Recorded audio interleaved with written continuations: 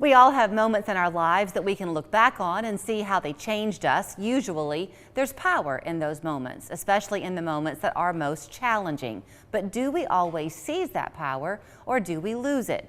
Bo Picklesimer has written a book about grabbing hold of those moments. It's called The Sweet Spot, the moments that can transform an ordinary life into an extraordinary experience. And he joins us this morning. Good to see you this morning. Oh, good to see you, Julie.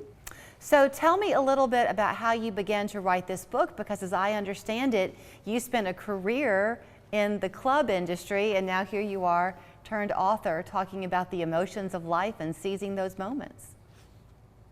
Well, years ago, I had in mind that I'd at some point in my life write a book, and I thought it'd be kind of like the story of my life, more for my family than anything else. And along the way, I began to have a different feeling about what I wanted to write. And some people write the story of their life. This is really a book about the stories from my life, stories that were meaningful to me. So you kind of have a theme that runs through it. You talk about turning misery into purpose. I have a very dear friend, and her phrase is that from pain comes growth. So is it the sense of taking hold of whatever it is that life brings you, but finding a way to use it for good? Yeah, that's I think that's part of the process of life is seeing all kinds of things come your way. There's the moments of joy and happiness, and then there's the moments of challenge. And the stories in my book are stories of different kinds, and sometimes there's a little bit of sadness, but there's a lot of laughter and fun too. And I think that's what that's what makes life. Yeah. Just the different kinds of experiences. And I had an experience speaking with my mom a few years before she passed away, and it really kind of helped me focus on why I needed to do what I was doing.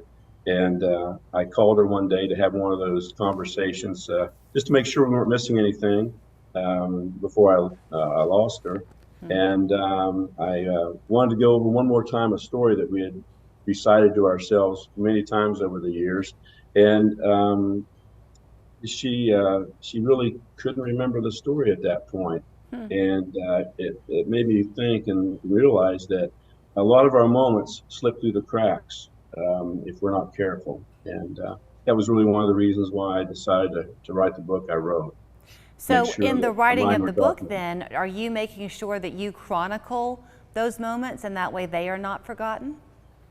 Well, for me, that was one of the purposes, to make sure that the stories didn't get forgotten.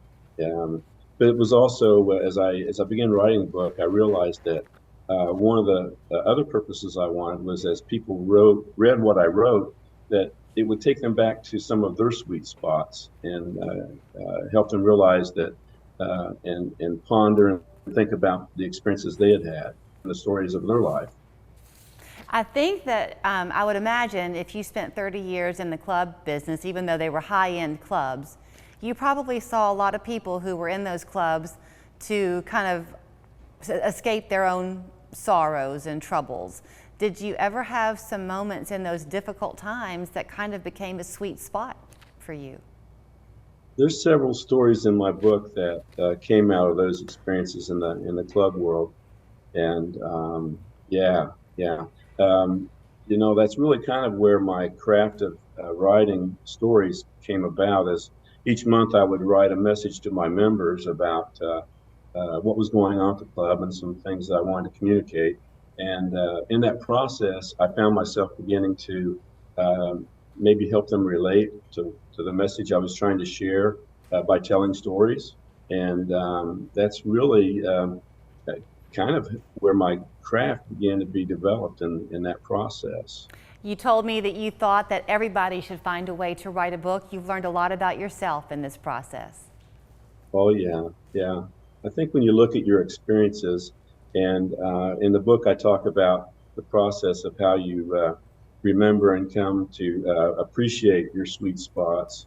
I think as you go through that process and experience it yourself, you become more aware of how you feel about things and why you do feel the way you do about things. And The book I titled "The Sweet Spot" because it's not we have a tendency to think of life as in terms of weeks, months, and years, but really life comes in the moments. And when you Right. think about a wonderful experience or a challenging experience, you don't go back and go and walk through that story in weeks and months. You go back and you go to the moments that touch you and that you don't forget. Well, thank you for this moment. And if people want to get the book, where can they find it? You can find us on Sweet Spots on Amazon and Barnes and Noble. Uh, Excellent. And again, the book is called The Sweet Spot. Bo, thank you so much for your time this morning. Thank you, Julie.